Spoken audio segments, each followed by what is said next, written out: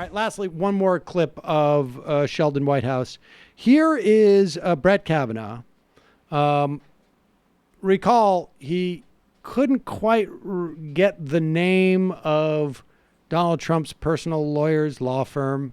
He also a law firm that his buddy works at. That his buddy turns out to work at. I mean, maybe he just never, pronounced the whole thing. Like, you just work over that law firm. I thought it was Kosowitz. Oh, okay. Yeah, that's weird. That's why I didn't understand. It was Kosowitz. Me Kosowitz, you're Kosowitz, man. And then, remember, he had the trouble, like, mole. That's a pretty particular word. Mole. Like, that's like a...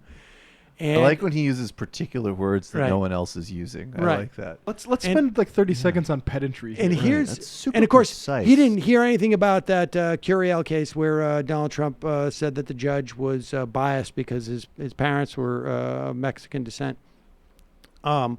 He really, this guy lives totally in a bubble. In fact, well, here's what's shocking. He doesn't even seem to know what's going on with the Federalist Society.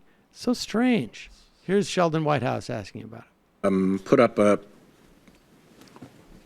graphic that shows some of the folks who fund the Federalist Society. It's a pretty significant group of people who tend to share very conservative and pro-corporate points of view. It reflects that at least 14 of the donors are actually anonymous, which is a very unfortunate part of our current political world.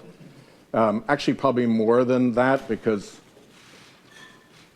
Donors Trust here is an organization whose sole purpose is to launder the identity off of big donors so that a recipient of funds can report that they got the money from Donors Trust rather than the true party in interest.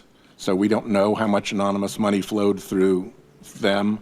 But I would contend that this is a pretty strong group of Pause it just right-wing. for one second. Just like look at the look on Kavanaugh's face. Like, I'm totally perplexed by this thing. What these are?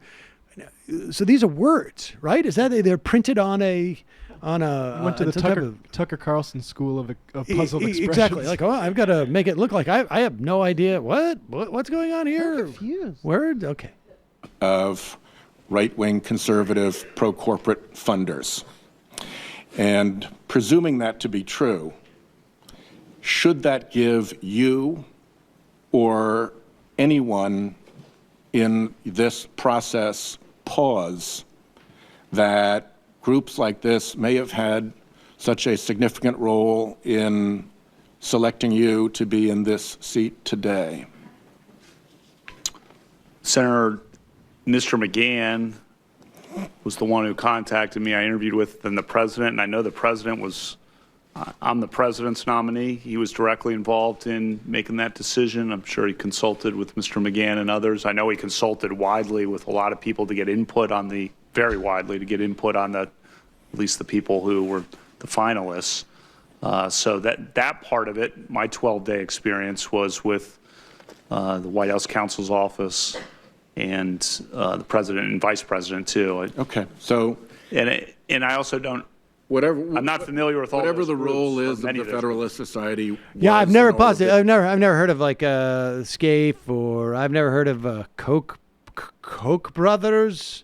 Never heard of any of these. Koch brothers? Yes. What's his play there? If you pushed him on that, he'd be like, "Oh yeah, okay, I know who the Koch brothers are." But there's like two of those that I'm not super familiar with. So give me some credit. Who here. is 14 Anonymous? I've never even Anonymous. Donors Trust. Yeah, I'd have to see a list of everybody who contributes to that. Yeah, to take their money. I have no I need idea. to know who did the paperwork to incorporate Donors Trust. And his familiarity or his pretend lack of familiarity with those names, and I would imagine that he knows every single one of those names, frankly, is irrelevant, right? Because we've already stipulated that these are all huge corporate families who pursue other corporate agendas.